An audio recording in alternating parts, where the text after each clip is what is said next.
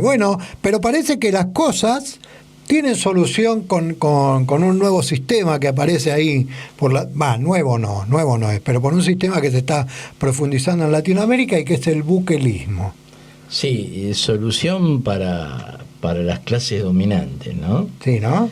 Pero antes de hablar del buquelismo, que es una nueva enfermedad, un nuevo virus que se está tratando de adueñar de América Latina, vamos a recordar un poquito el Día Mundial del Agua, como bien hablaba claro, hace un rato nuestro querido compañero Claudio de Vilacqua.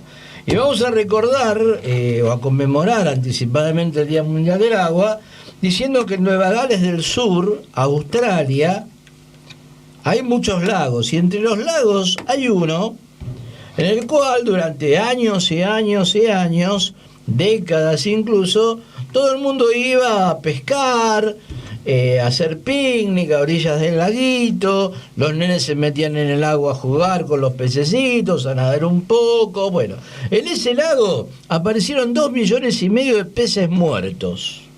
Ah, mira. ¿Y saben por qué? Porque el agua se quedó sin oxígeno.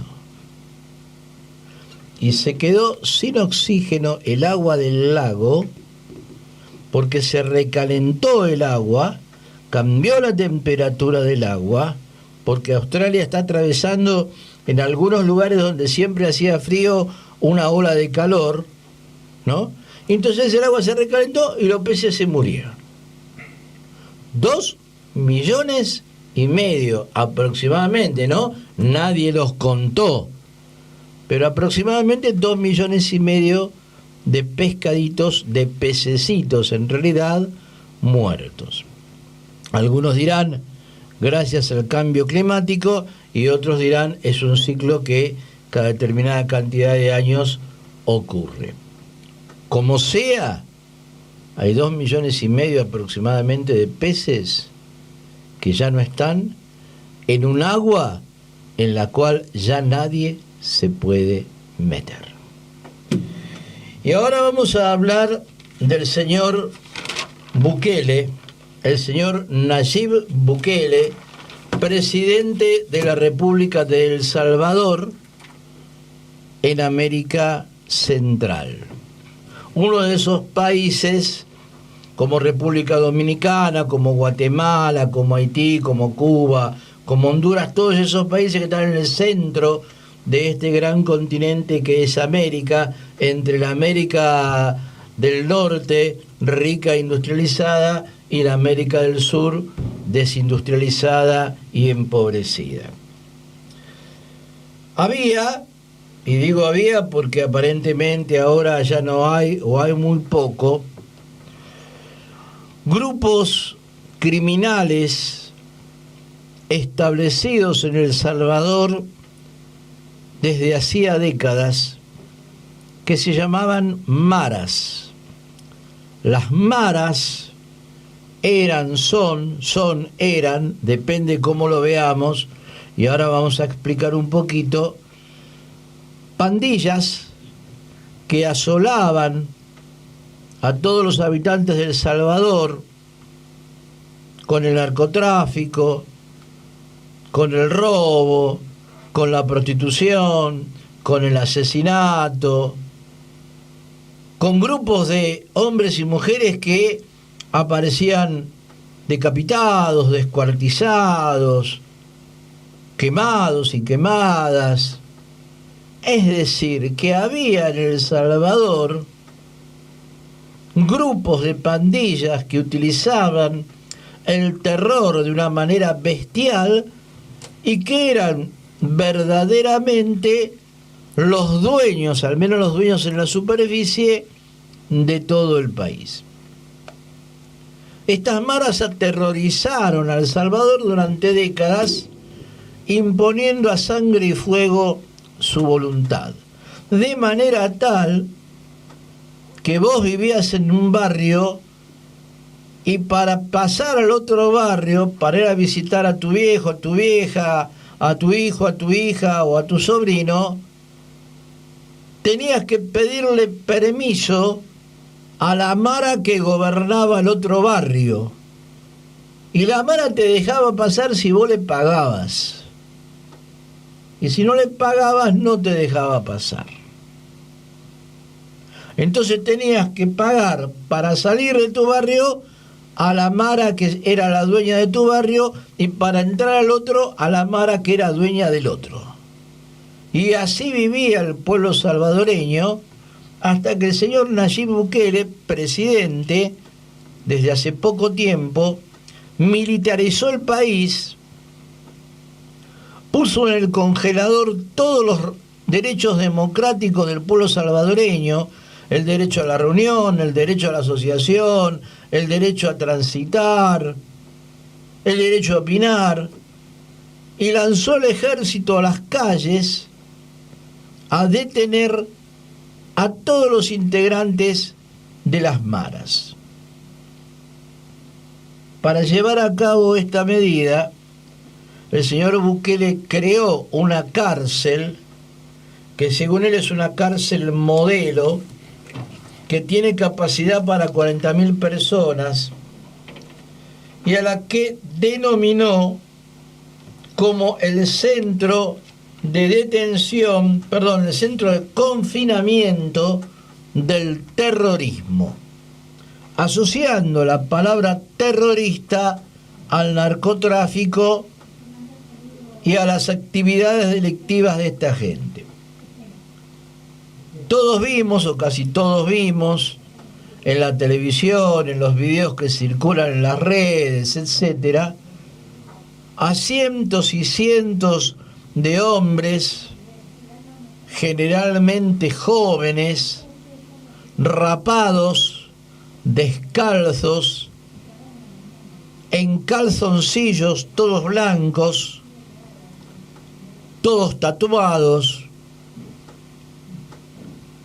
correr inclinados y con la cabeza baja delante de los guardias, subiendo a los colectivos que los trasladaban hasta esta prisión. Se dice que Bukele encarceló a más de 64.000 personas, y dicen los organismos de derechos humanos de El Salvador, de la ONU, etcétera, que se han violado todos los derechos humanos, que hay torturas, que hay hacinamiento, la cárcel esta no da abasto, ya está absolutamente rebalsada, y donde cabían 2 entran 5, amontonados, golpizas, etcétera, etcétera, etcétera.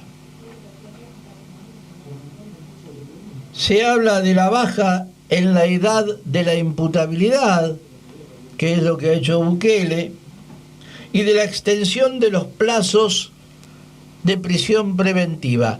El 99% de todos los presos en esta cárcel no están procesados y no se sabe cuándo los van a procesar ni de qué los van a acusar. Por lo tanto, es absolutamente difícil separar a los integrantes de las maras de aquellos y aquellas que han sido detenidos simplemente por pasar por ahí. Hay un debate en el medio porque Bukele dice que redujo, y esto es verdad, la tasa de homicidios en El Salvador, porque dice que había aproximadamente 100 homicidios cada 100.000 personas, y ahora la cifra de homicidios se ha reducido a un dígito. No sabemos cuál es, pero si es un dígito, lo máximo que puede llegar es a 9. 9 sobre 100.000 es un logro para la administración Bukele, y la administración Bukele está gozando en este momento de un 65, un 70% de aprobación a nivel nacional. Este método ha sido implementado también por Xiomara Castro, que es la presidente de la República de Honduras, la cual ha declarado el estado de excepción, es decir, el estado de sitio, en abril del año pasado, en 235 de los 298 municipios del país, suspendiendo también todo tipo de derecho del pueblo. No se puede transitar sin un pase, llegada a determinada hora de la noche todo el mundo tiene que irse a su casa, te meten en cana por la cara, no tenés derecho a estar tranquilo dentro de tu domicilio, porque una de las cosas que se ha sacado es la inviolabilidad de tu casa, del domicilio, es decir, la policía puede entrar en tu casa cuando se le da la gana, a cualquier hora del día, de la noche, bajo cualquier circunstancia y sin que medie una orden judicial, y te pueden llevar sin ningún tipo de pruebas, de nada, y te pueden acusar de lo que ellos quieran. Este método, que se llama el método Bukele, que está en todos lados como método Bukele, ha sido reivindicado en la República Argentina por toda la derecha orgánica. Cuando hablo de derecha orgánica me estoy refiriendo a Patricia Malbec Bullrich, a Javier Milei, a Spert, a Larreta, a Macri, a María Eugenia Vidal. Y esto está dentro de lo que es normal, digamos, ¿no? La derecha orgánica en Argentina viene pidiendo mano dura desde hace 15 años, ¿no? Hay que matarlos a todos, hay que encarcelarlos a todos, basta de derechos y garantías constitucionales, basta de zafaronismo, ¿no? Estos negros de mierda se tienen que morir o tienen que estar presos. Esa es la historia de la derecha orgánica. Ahora, como si esto fuera poco, alguien que ha reivindicado en los últimos días el método Bukele es ni más ni menos que un adalid del llamado, entre comillas, campo nacional y popular, y me estoy refiriendo al señor Sergio Berni.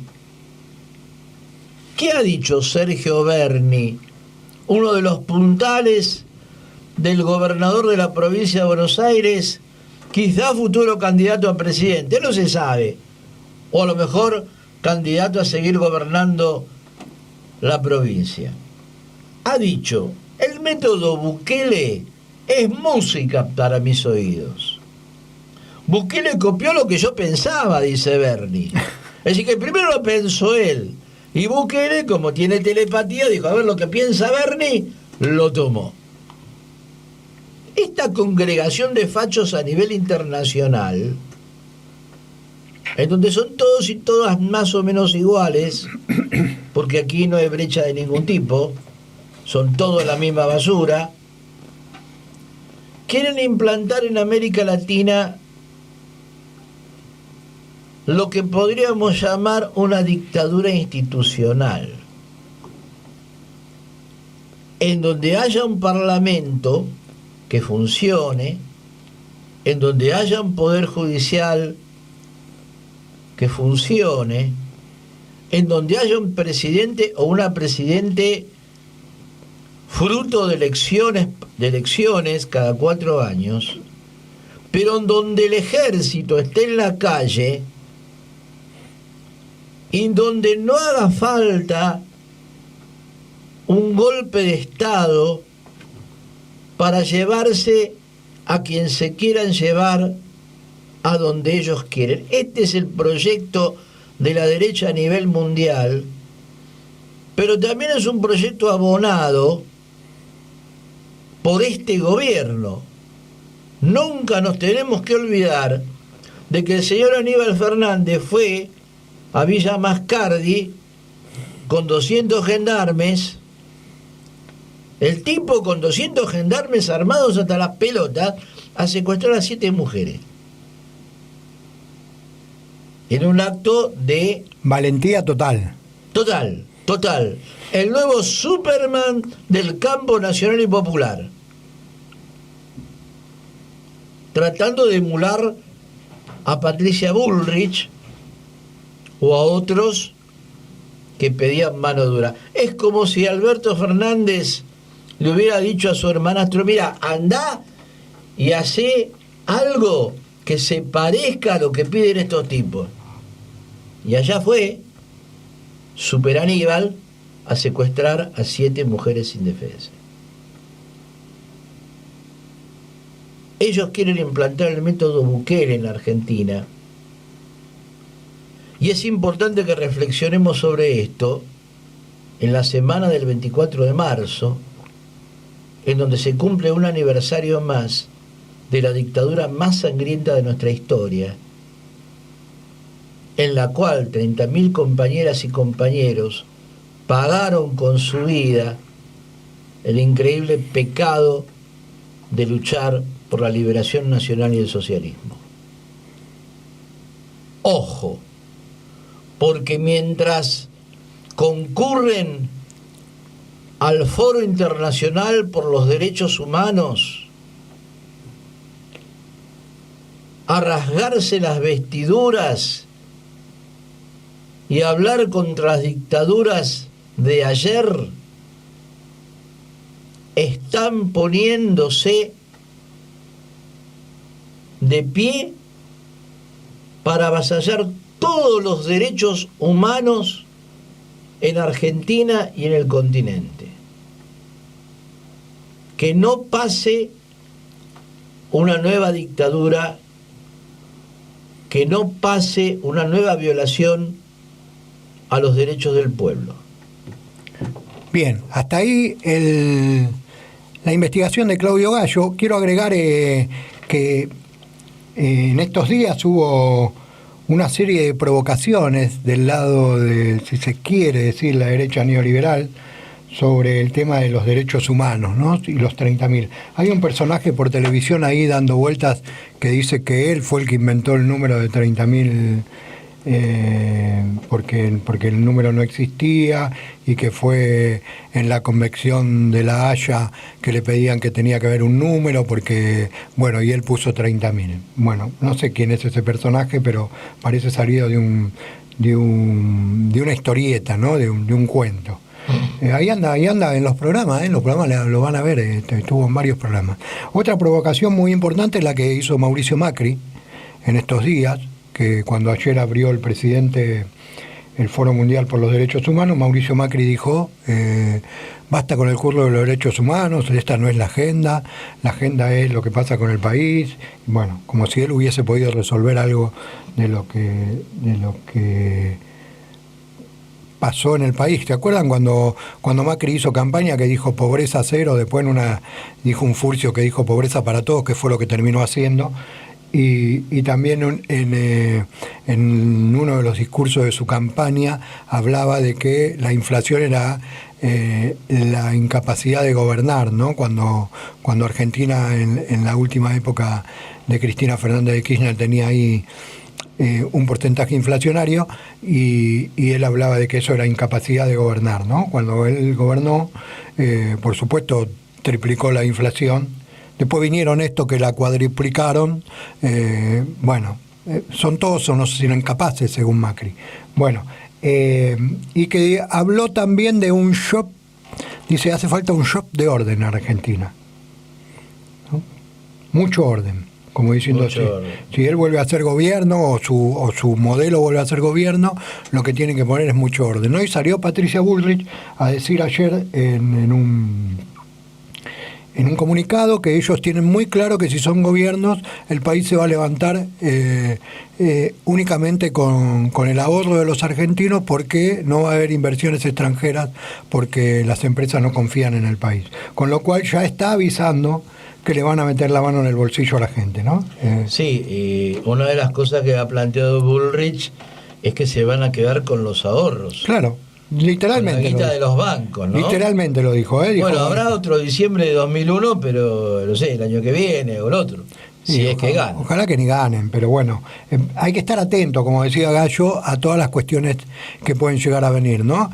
Que no son precisamente... Lo que pasa es que también uno tiene que hacer la lectura de que ¿quiere decir que estamos obligados a votar a esto que están porque los otros son peores?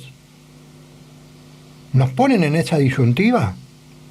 A mí me parece que... A ver, ¿cómo explicarlo? Si nosotros estamos yendo al abismo, nosotros tenemos que dejar de ir hacia el abismo. Ahora, si hay uno que nos lleva al abismo a 100 kilómetros por hora y otro que nos lleva al abismo a 20 kilómetros por hora, tarde o temprano vamos a terminar el mismo agujero. Y este gobierno, que tiene algunas diferencias con el neoliberalismo, es un gobierno que ha demostrado que es incapaz, como mínimo incapaz, de frenar la avanzada de la derecha neoliberal. Volvemos a Edesur. Si no hubiera sido por la presión popular, si no hubiera sido porque la gente le fue a patear la puerta de Edesur seguiría robándole la luz a 80.000, a 100.000 personas todos los días. Pero la gente fue y le pateó la puerta de Edesur. Entonces me parece que el camino es ir a patearle la puerta a los que le tenemos que patear la puerta, y no conciliar con esta gente que dice, como decía el tango, que se cuidan los zapatos andando de rodillas, ¿no? Nosotros tenemos que dejar de ir de rodillas y ponernos alguna vez de pie, porque si no nos ponemos de pie, si no le pateamos la puerta a los que le tenemos que patear, nos van a terminar pateando la cabeza a nosotros.